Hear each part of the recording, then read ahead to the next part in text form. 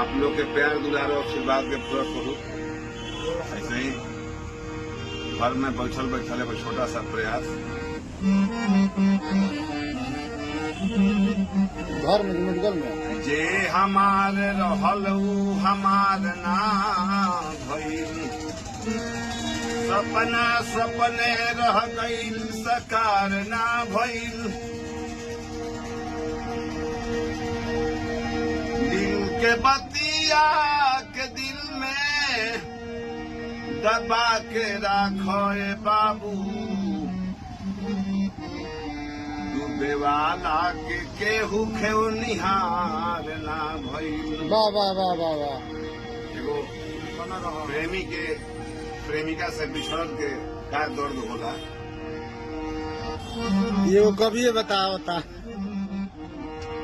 कि जेकर अचके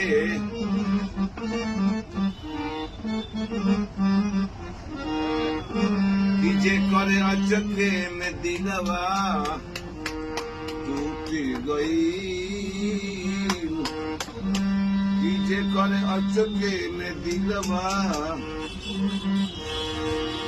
और के टूट गईल, कि ओकर जियते जिंदगिया महुरवे बा,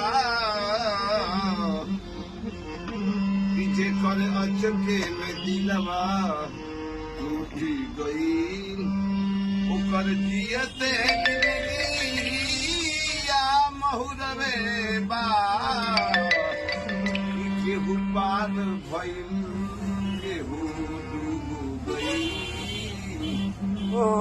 केहू पार भइल केहू डूब गईल।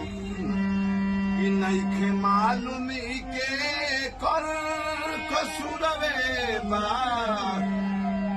जेकर अचके में दिलवा टूट गईल, जेकर अचके में दिलवा टूट गईल।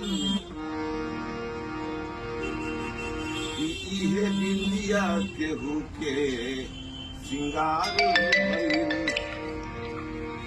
केहू के खातिर सिंगरवे कतार भइल।